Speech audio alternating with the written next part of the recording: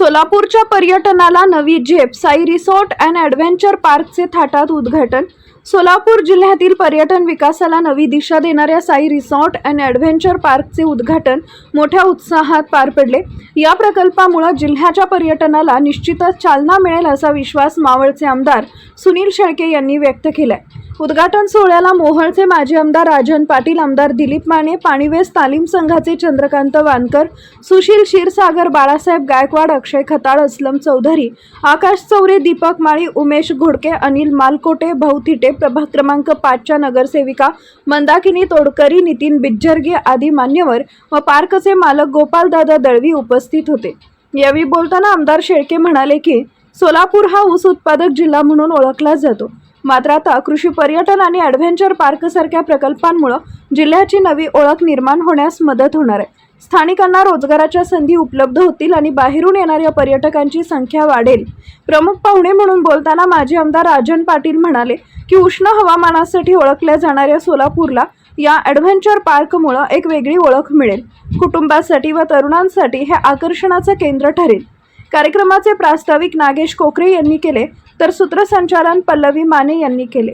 कार्यक्रम यशस्वी करण्यासाठी गणेश सरवळे, कालिदास शिंदे, धनु भोरे, अतिश बचोटे, गणेश बचुटे, शिरीष बॉस यांनी विशेष परिश्रम घेतले। साई रिसॉर्ट व ॲडव्हेंचर पार्कमुळे सोलापूर जिल्ह्याच्या पर्यटन क्षेत्रात नवचैतन्य निर्माण होईल अशी अपेक्षा यावेळी व्यक्त करण्यात आली आहे। साई रिसॉर्ट आणि ॲडव्हेंचर पार्क त्याचबरोबर ग्रामीण पर्यटन केंद्र याची स्थापना करण्यामागचा मुख्य उद्देश असा होता की सोलापूरची खऱ्या अर्थानं मागच्या काही वर्षांमध्ये जी प्रगती बघितली तर सोलापूरमध्ये येणाऱ्या पर्यटकांची त्याचबरोबर बाहेरच्या लोकांची संख्या वाढलेली आहे। सोलापूर हे खऱ्या अर्थानं धार्मिक पर्यटन स्थळ म्हणून ओळखलं जातं, कारण सोलापूरच्या आजूबाजूला जे 4 वेगवेगळे देवस्थान या ठिकाणी आहेत, त्या निमित्तानं महाराष्ट्राबरोबर महाराष्ट्रातील आणि महाराष्ट्राच्या बाहेरच्या अनेक भाविकांचा या ठिकाणी ये जा असतो।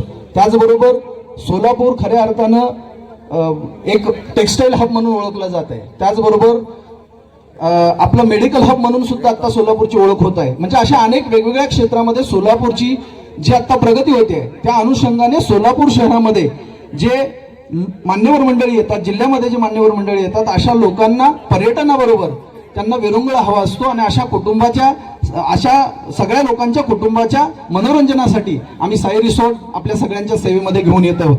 शहरं मोठी झाली, ह्या सुविधा लागतातच आणि तुमच्याकडची मुंबई जवळ आहे, ठाणे जवळ आहे, पुणे जवळ आहे आणि शेवटी निसर्गही तुमच्याकडे वेगळा आहे आमच्यापेक्षा। आमच्या 40-45च्या आसपास तापमान असतं आणि अशा या वातावरणामध्ये आज इथे हे रिसॉर्ट चालू होतोय।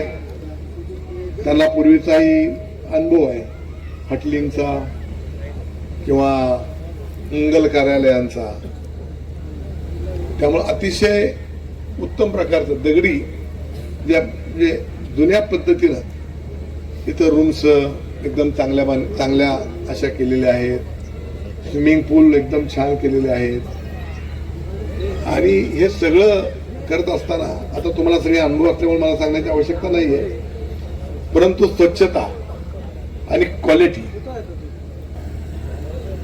आपल्या सर्वांनाच निमंत्रित केलं। असे दळवे परिवारातील सर्व नातेवाईक, सहकारी बांधवांनी उपस्थित मोठ्या संख्येने असलेले नागरिक बंधू भगिनी, Sai resort and adventure park या नवीन व्यवसायाचं आपल्या सर्वांच्या उपस्थितीमध्ये उद्घाटन झालं असं प्रथमतः जाहीर करतो। आदरणीय राजन मालकांनी सोलापूर आणि या परिसराची देखील माहिती आणि परिस्थिती आपल्या मनोगतातून व्यक्त केली आणि गोपाळदादांना देखील सोलापूरच्या जनतेची गरज आणि उद्याच्या काळामध्ये व्यवसाय करायचा असेल तर आपण कुठला व्यवसाय केला पाहिजे हे लक्षात घेऊन जवळपास 18-20 एकरवरती हे ॲडव्हेंचर पार्क उभं केलं आहे। सोलापूर जिल्हा म्हटलं तर ऊस उत्पादक कारखानदारी असलेला आणि कारखानदारांचा जिल्हा तालुका